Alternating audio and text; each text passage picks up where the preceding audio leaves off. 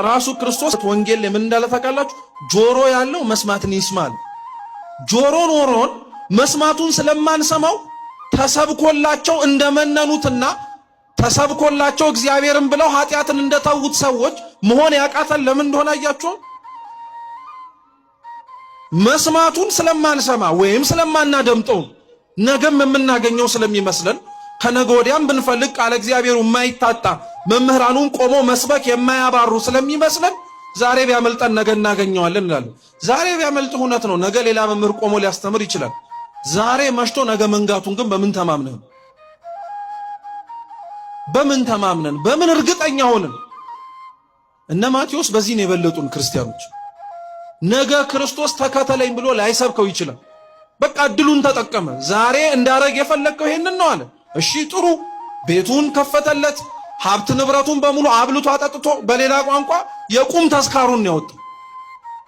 በቁሙ ሳይሞት ተስካሩን አውጥቶ ልክ መነኮሳት ሲመነኩሱ የቁም ተስካራቸውን ያወጣሉ። በቃ አብልቶ አጠጥተው ከዛ በኋላ ሀብት ንብረትም የለኝም ብለው ካላቸውም ለገዳም ሰጥተው ይገባሉ።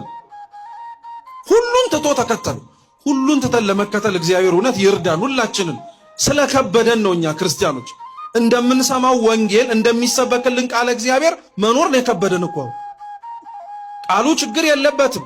ብንሰማው እኛ ጋር ለውጥ ላያመጣ የቻለው ቃሉ ስለማይለውጥ አይደለም።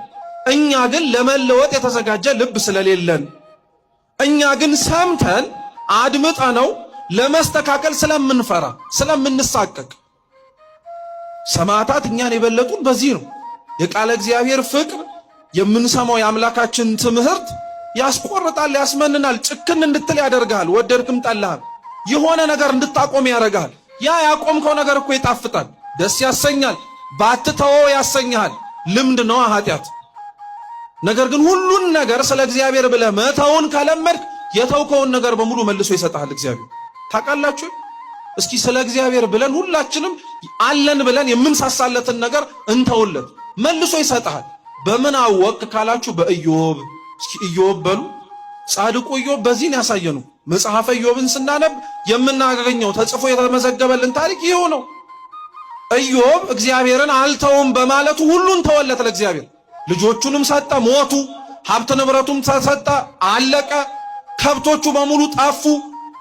ይሄ አልበቃ ብሎ ጤናውንም ጭምር ሰጠ። እግዚአብሔርን ስደብ እየተባለ ጤናውንም ሰጠው። ይሄው ውሰደዋል። ከመታመሙና ከቁስሉ ብዛት የተነሳ ታስታውሳላችሁ፣ የገል ስባሪ የሸክላ ስባሪ ይዞ ሰውነቱን እያከከ ነበር የሚኖር። እግዚአብሔርን ላለመተው እኮ ነው። ስለ እግዚአብሔር ብሎ ኢዮብ ሁሉን ተወ። እግዚአብሔርስ ምን አረገለት ከተባላችሁ ሁሉን የተወለትን መልሶ ሰጠው። ሀብቱን ንብረቱንም ጨመረለት፣ ልጅም መልሶ ሰጠው፣ የጠፋበትን ጤናውን መልሶ ሰጠው። አሁን ለእግዚአብሔር ብለን ሁሉን ነገር እኛ ስለማንተው እግዚአብሔርም የፈለግነውን ሁሉንም ነገር አይሰጠንም።